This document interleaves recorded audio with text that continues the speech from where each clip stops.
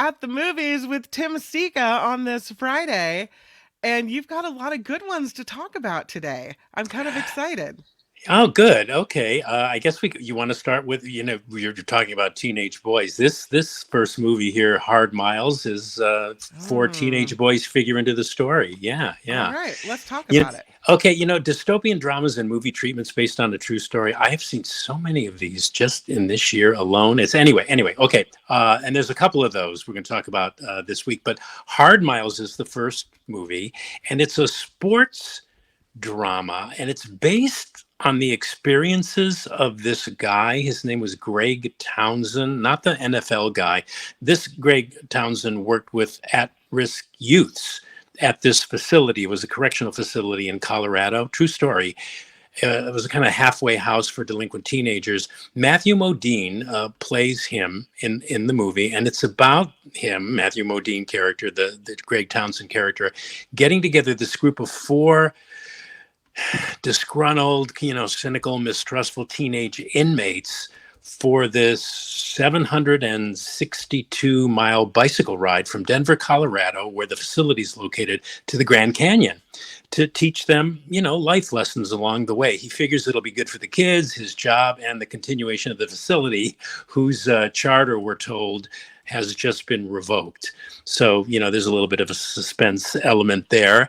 And that's the premise. And, Kim, this is one of those movies that's really fruitless to criticize. It's the kind of movie easily criticized because it's one of those, quote unquote, inspirational, feel good kinds of movies, Hmm. and the kind of movie too that's also prone to relying upon the use of cliches in the telling of its story. These are the kinds of movies and these kind of stories where cliches are born.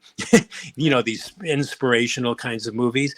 But I like the film. There seemed to be a concerted effort that when a cliche had to be used, an effort appeared to be made by the filmmakers, not so much to avoid the cliche, but to de-emphasize it by kind of imposing upon said cliche this sense of grit embodied in the directorial choices that were made. And in particular, the performance of Matthew Modine, who's always excellent, but he's especially good here, playing this guy dedicated to teaching his kids to believe in themselves. This is also a story about childhood trauma, coming to Mm. terms with that, and living your life not as a victim, but as an empowered survival of that trauma. So there's some intense stuff here, too, about how and why. Greg Townsend came to this profession of working with these at-risk teenagers, and some dark stuff about the kids' past too, which is not always pleasant to watch. And none of my concerns are probably ever going to be noticed by the movie's intended audience, which I think is young people. I think teenage boys in particular, also girls, because there's a strong female presence in this film in the person of actor Cynthia McWilliams, who plays a master's in psychology employee of the facility, where she teaches alongside the Matthew Modine character, who accompanies this group of four boys and Modine on this arduous cross-country bicycle ride. So yeah, I liked it. It's a good film for kids that doesn't play down to them, and there are some good life lessons to be had in the story too. So that's Hard Miles in a Wow, it nutshell. sounds And interesting. yeah, Movie and theaters or it opens in okay. theaters exclusively today. Yeah. Oh, it sounds interesting, but kind of a little maybe tough to watch. Uh, there's just moments. I'm personally really sensitive to scenes in movies that have any kind of like child, animal, or women abuse. Right. So, they may not be as intense for some people as they were for me, but I thought they were pretty intense. But the movie mostly focuses on this bike journey, and Mm. there's a lot of humor, and it's a really quality made movie for young people. And you don't see those very often, That's these true. days. So, yeah, it's a goodie. Good one. The Ministry of Ungentlemanly Warfare. Yeah, say that 10 times fast. Yeah, this is another based on a true story, a World War II story turned into, not surprisingly, a spy action comedy film by director Guy Ritchie, who tends to do this kind of thing in the lion's share of his movies. He tends to, you know, Yeah, he tends to finesse them and gussy them up in ways Hmm. I'll talk about. But anyway, the mystery of ungentlemanly warfare. It's based on this book called Churchill's Secret Warriors: The Explosive True Story of the Special Forces Desperados of World War II. And the movie is a fictionalized version of what the book covers, this plan called Operation Postmaster, Right. which was this wartime scenario that Winston Churchill devised that was not sanctioned by the British authorities, by the way. So it was actually illegal. But Churchill did it anyway because he felt it was necessary at that stage of the war to keep Hitler and the Nazis at bay. But it involved this shady group of hired killers, the Ministry of Ungentlemanly Warfare of the title, who were assigned the task, at least in the movie. I mean, how much of this actually happened? We'd have to read the historical record to determine that. But this sketchy group of guys that's in the poster there, uh, um, were assigned this mission of destroying this Nazi ship that contained all the information that was necessary to keep the German fleet of U-boats operational and functioning in an optimal way. So to blow up the ship, of course, would have made a significant dent in the Nazis' submarine warfare. That's what they're tasked to do. They really have no, they're kind of amoral in the way they kind of walk through the world. So they were like perfectly suited to this illegal thing that Is this Churchill was. supposed to be historically accurate, or is this just off the deep end? It's based Okay. on on history. I think they did a lot of finessing, but Hmm. that this is the thing. I'm of two minds about this movie. For one of the things you just brought up, as far as bringing to my attention this historical incident of the Second World War, which, according to the film, was taken from Winston Churchill's files, which were declassified in 2016. So they just came to light recently. I liked that. I liked learning about this. I mean, but what Ritchie does to the material, this historical episode, I didn't like, which was to turn it into a spy action comedy movie, which Hmm. parenthetically was at best as a spy action comedy movie, kind of hit and miss.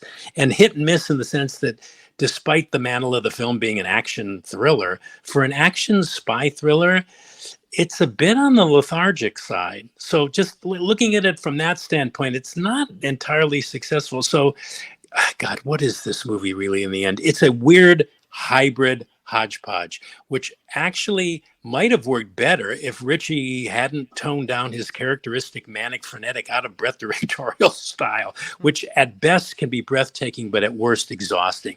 There's lots of Nazi slaughtering in this movie. Oh, The way this troop of killer misanthropes just picks off these Nazis one by one in groups and in formations, it's all a bit unrealistic, but it's admittedly kind of satisfying. mm-hmm. Yeah, what am I saying? As a socket to the Nazis video game like drama, to a point, the movie works. But if you want the real story, I think you just need to check out the historical record of Operation Postmaster. I just kept going back and forth while I was watching it, and I'm kind of down the middle on it in terms of it being a good movie. It's an okay one, nothing more, nothing less. It's okay, but So eh, not a eh, thumbs down, kind of a middle of the road. yeah, middle of the road. Yeah, yeah. All I like right. the actors. The actors were really good. The cast was excellent. So yeah, there's that. This Yeah, next one, I heard Michael Snyder say earlier, this is really bloody. yeah. What did Michael think of it? I missed that, but did he like it? I'm just Yeah, curious. I think he did, but he Yeah. said that he warned there's lots of blood going on here. Well, yeah. Okay. Well, Abigail's a horror film, although we really don't find that out. I mean, well, I guess you could tell it from the trailers, but we don't really find out until about 50 minutes into the movie. Initially, we're led to believe that this is going to be a drama about the kidnapping of a mob boss's young daughter. And this mob boss, we learn, will stop at nothing to get his revenge upon the kidnappers. So you're going, ooh, this is going to be a creepy, mafia movie. And it's like, Hmm. oh God, and when they dispose of their victims, you don't even want to look. That's, yeah, yeah. Anyway, Yeah. then suddenly, out of the blue, it turns into, the more I think about it, one of the stupidest vampire movies I've ever seen. Sorry, Michael, but anyway, it's a reimagining of the 1936 Universal monster film Dracula's Daughter, but this reimagining bears little resemblance to that movie. So, okay, I'll first say what's good about it. Some of it is witty, some of it's funny, some of the lines that the actors toss off are, make you chuckle. There's some great gruesome and really gross special effects sequences which fans of gore movies will love. The cast is good, but that's about it for me. When I see any movie, Kim, I always try to stay open to what its intent is. Sure, where yeah. where it wants to take me. Does it fulfill all it's promising to the viewer? Right. And I guess this movie delivers on those levels, but it's a mishmash of styles. And again, I'm talking as a critic here. For one, it tries to do and be too much, way too much, in my opinion. And for this movie in particular to really work, it's one of those that you can't really think a lot about. And maybe I'm just too much in my head when I watch these kinds of movies. But hey, bottom line reason I thought Abigail was stupid is that it kept shifting narrative gears needlessly. I think, I mean, that you eventually go like, well, what's the friggin' point of this? I mean, what seemed to be, it just seemed to be this weird exercise that kept making you, you were trying to guess, like, well, where is this going? What is this doing? Okay. And speaking of shifting its gears, as far as the script is concerned, it kept undermining itself, meaning it kept changing the rules of the vampire myth, the vampire legend in midstream to suit its momentary intentions. I mean, that's the only reason I could think it was kept changing. And then when they throw in this thing about at the end of the movie, they try to get serious and poignant on you. They throw in this thing about parenting. A bad parenting, human and vampire. I just rolled my eyes. I'm trying not to say too much about the plot, but okay, I don't. Well, suffice it to say that despite all the blood and gore, I think gore fans won't be too disappointed if that's what they're going to go to see the movie for. Despite all the vampire effects, though, this is really, in my opinion, a stupid movie, and it's the script that needed a rewrite, maybe several rewrites. At one point, Kim, during the film, and I never do this because it's really bad movie theater etiquette. But I'm going to say it. Nobody saw me because I sat all alone in the last row of the theater with nobody even remotely near me. But I texted during the movie. I never text. I think it's the first time I have actually texted during a movie to a friend in L.A. while I was watching the movies. I said, and I texted. I says, I'm watching this movie, Abigail, and it was really making me seriously concerned. Actually, the same could be said for the Ministry of Ungentlemanly Warfare, but that watching movies like Abigail is making me more seriously concerned than ever what passes for entertainment these days. So anyway, enough about Abigail. I've never heard you call a movie stupid before.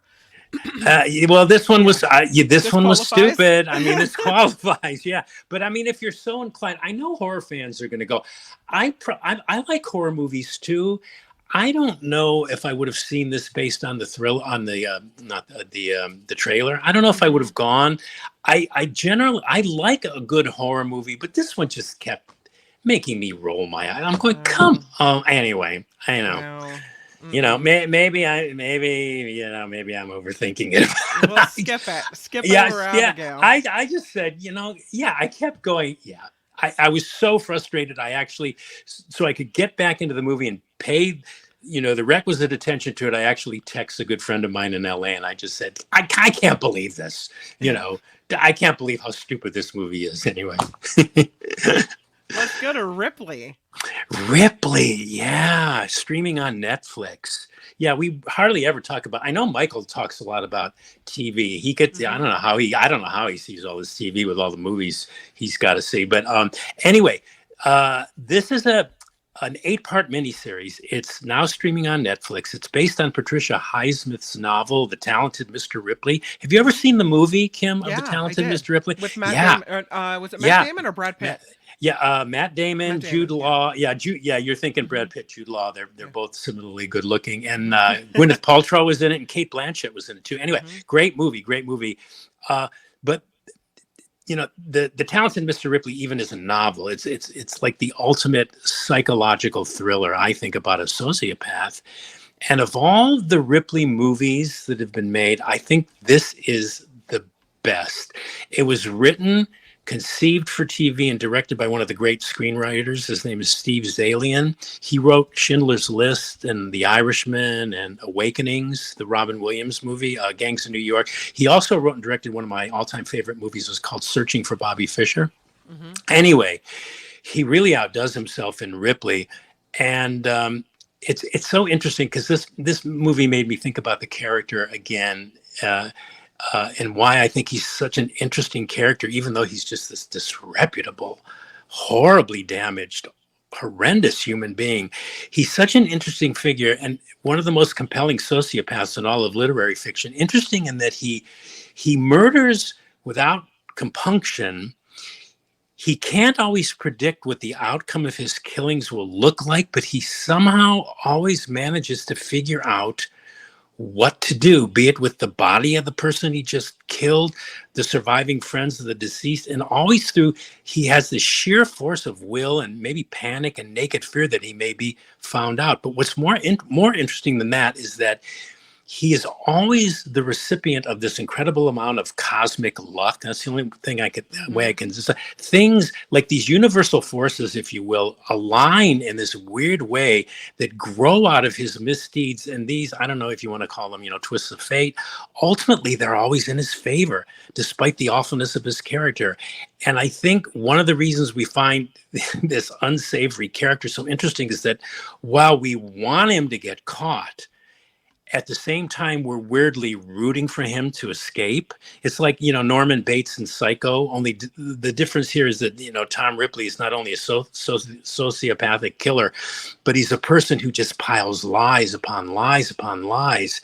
And he pretends to be different people. And you're going, how the hell can this guy keep this straight?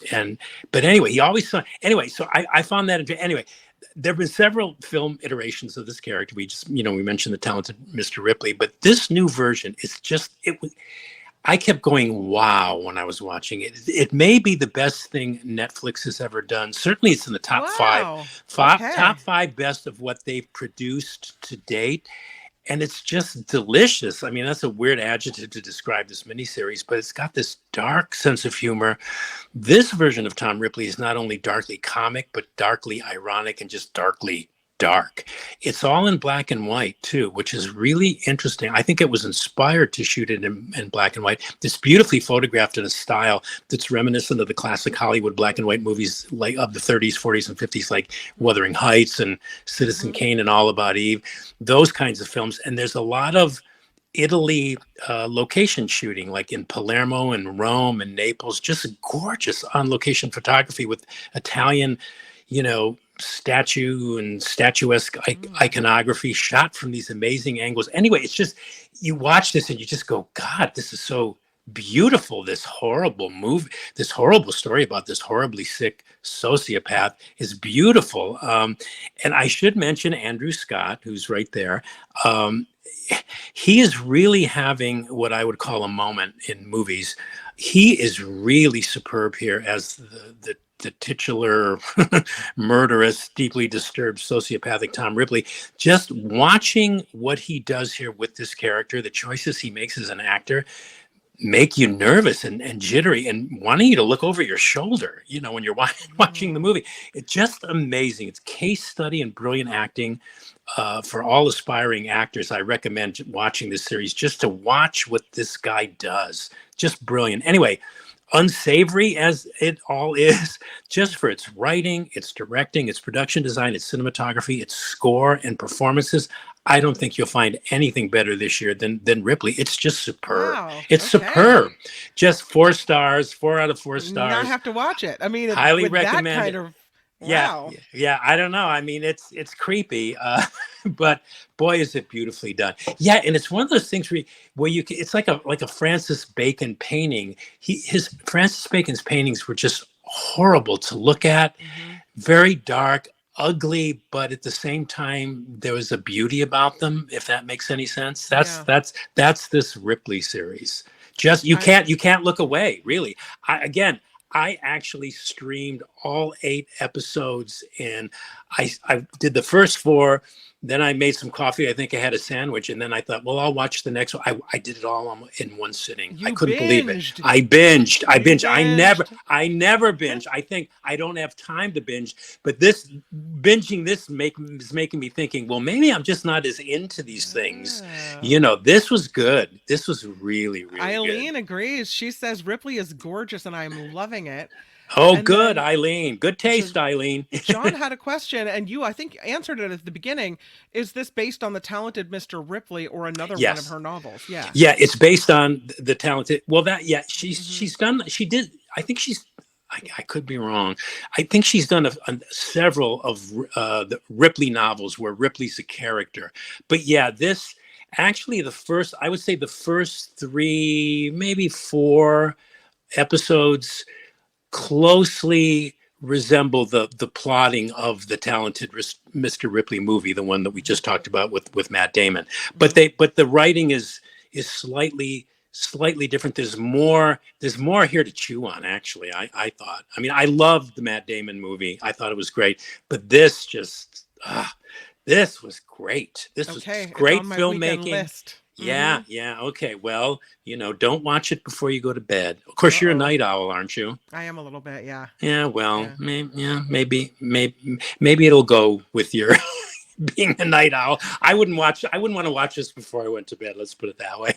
We'll recap it. Hard Miles, well-made movie for teens. You Yeah. liked it. Yes. The Ungentlemanly Warfare movie, The Ministry of Ungentlemanly Warfare, you gave it a middle of the road. You said Yeah. it's an action spy thriller. You called it a weird hybrid hodgepodge, and you kind of Yeah. gave it a nah. Yeah. Yeah. Meh. Yeah. Yeah. Abigail, a horror movie.